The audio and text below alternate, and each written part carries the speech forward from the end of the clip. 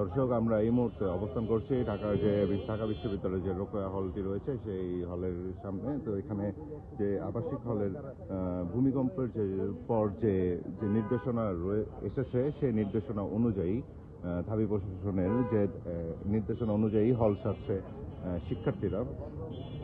সকাল 8টা থেকে রোকেয়া হল, মহসিন হল, শহীদুল্লাহ হল, বিভিন্ন হলের শিক্ষার্থীরা এই হল ত্যাগ করছে। কারণ হচ্ছে হলের যে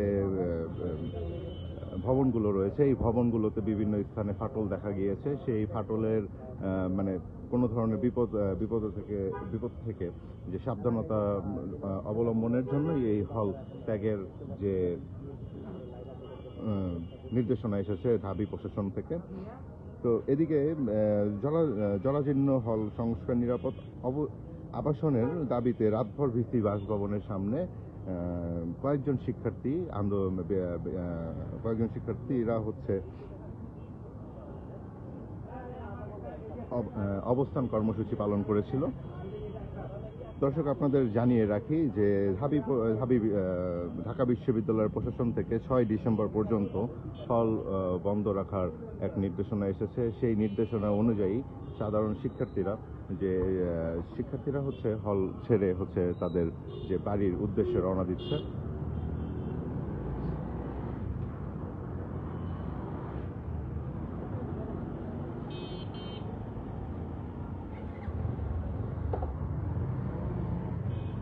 দর্শক, আপনাদের আরেকটি জিনিস জানিয়ে রাখি, যেটি হচ্ছে এই নির্দেশনা অনুযায়ী আপনার ক্যাম্পাস জুড়ে এই পরিস্থিতি চলমান রয়েছে।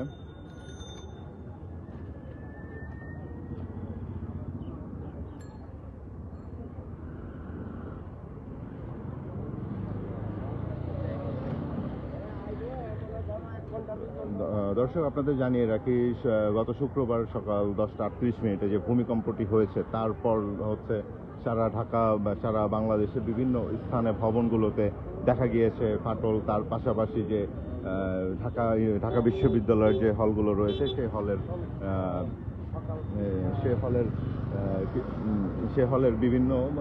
হলের ভবনগুলোতে যে বিভিন্ন স্থানে ফাটল দেখা দেওয়ার পরই হচ্ছে এইরকম নির্দেশনা এসেছে ঢাবি প্রশাসন থেকে। আগামী 6 ডিসেম্বর পর্যন্ত হল বন্ধ রাখার নির্দেশনা দিয়েছে ঢাবি প্রশাসন। দর্শক, সেই অনুপাতে আপনাদের যদি আরেকটু জানিয়ে রাখি, সেটি হচ্ছে যে এই হল ত্যাগ করার যে সময় ঢাকা বিশ্ববিদ্যালয়ের যে গাড়ি ঘোড়ার যে চাপটি, সেই চাপটিও লক্ষ্য করা যাচ্ছে না।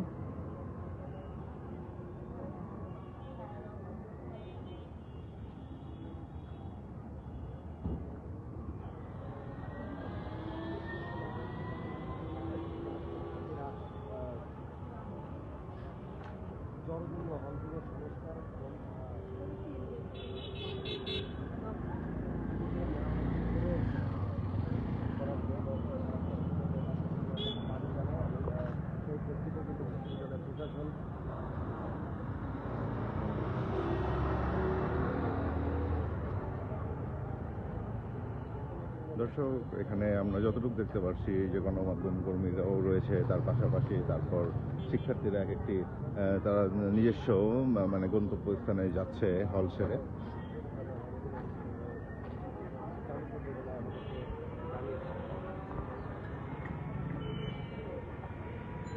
দর্শক, আমরা আপনাদের আরেকটি জিনিস জানিয়ে রাখি, গত রাতে যে জরাজীর্ণ হল সংস্কারের দাবিতে হচ্ছে ভিসির যে বাসভবনের সামনে রাতভর অবস্থান করে কয়েকজন শিক্ষার্থীরা।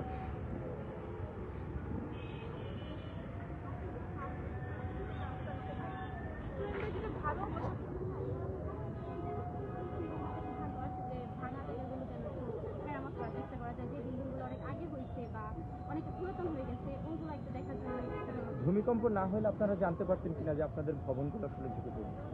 না, ভূমিকম্প না হলেও আমরা জানতে পারতাম, কারণ আমরা যেহেতু ঘরে থাকি, আমরা দেখতেছি যে মাঝে মাঝে কিছু জায়গা সমস্যা হচ্ছে, তারপর আবার মেরামত করা হচ্ছে।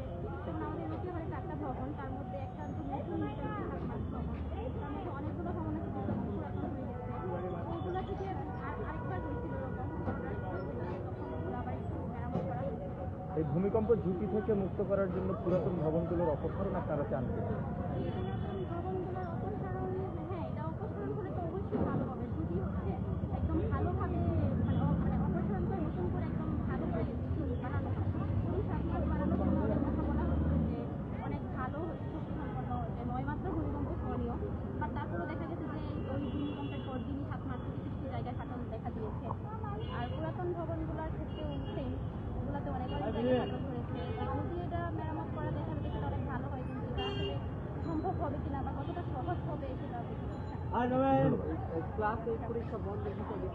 দর্শক, আমরা জানতে পারলাম একজন শিক্ষার্থীর যে তার প্রতিক্রিয়াটি জানতে পারলাম যে গত শুক্রবার যে ভূমিকম্প হয়ে 10:38 যে ভূমিকম্প হয়েছে, সে ভূমিকম্পের পর থেকে যে সারা বাংলাদেশে বিভিন্ন স্থানে বিভিন্ন ভবন ফাটল দেখা দিয়েছে। সেই ফাটলের পাশাপাশি আমাদের যে ঢাকা বিশ্ববিদ্যালয় রয়েছে, সেই ঢাকা বিশ্ববিদ্যালয়ের যে ভবনগুলো রয়েছে সেগুলো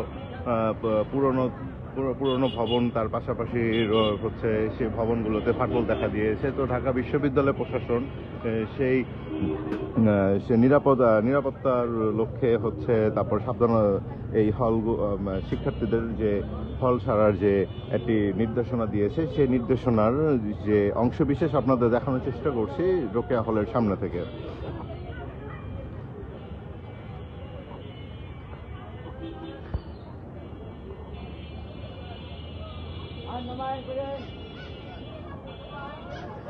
দর্শক, আরেকটি বিষয় আপনাদের জানিয়ে রাখি যে গত রাতভর বিসি বাসভবনের সামনে কিছু শিক্ষার্থীরা অবস্থান করে যে পুরাতন হলগুলো সংস্কার, তার পাশাপাশি নতুন হলের তারা উঠার যে দাবিটি রয়েছে সে দাবিটিও তুলে ধরা হয়েছিল সেখানে।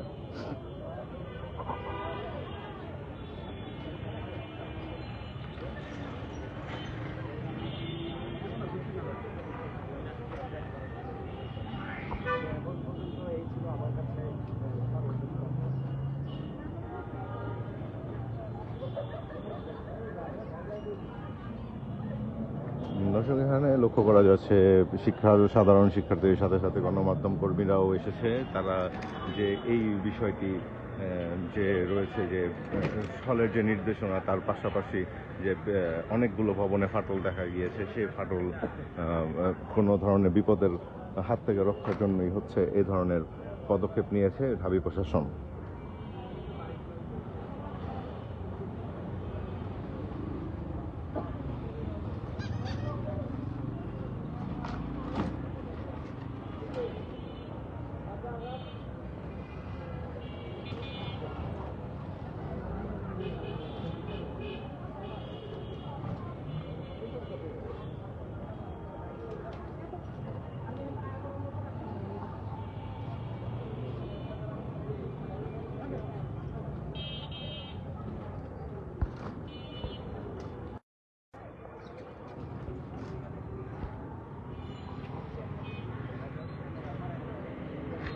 দর্শক, আমরা এখন অবস্থান করছি ঢাকা বিশ্ববিদ্যালয়ের যে রোকেয়া হলটি রয়েছে, সে হলের সামনেই। তখন আমরা যতটুকু জানি গত শুক্রবার এই ভূমিকম্প হওয়ার পর 10:38 যে 5.7 মাত্রার যে ভূমিকম্পটা হয়েছে, তারপর থেকেই সারা বাংলাদেশে বিভিন্ন ভবন, অনেক বহুতল ভবনগুলো দেখা গিয়েছে, ফাটল দেখা গিয়েছে, হেলে পড়েছে, এরকম ঘটনাও ঘটে আসছে। প্রায় সেদিনের যে ঘটনায় প্রায় একজন শিশু সহ 10 জন নিহতর খবর আমরা পেয়েছি। তার পাশাপাশি গত যে ঢাবি প্রশাসন থেকে গতকাল রাতে এরকম একটি নির্দেশনা আসে যে ঢাকা বিশ্ববিদ্যালয়ের যে হলগুলো রয়েছে সেই হলগুলোর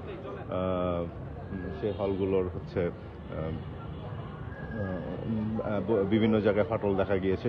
সেই কারণেই এই ঢাবি প্রশাসন থেকে এরকম একটি নির্দেশনা এসেছে যে শিক্ষার্থীরা যেন হল ছেড়ে দেয়, হল ত্যাগ করে।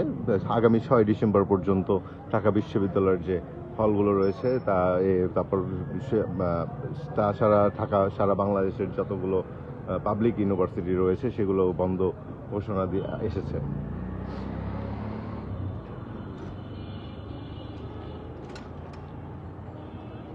দর্শক, এই ছিল সর্বশেষ তথ্য আমার কাছে আপনাদের জানানোর জন্য। সঙ্গে থাকুন।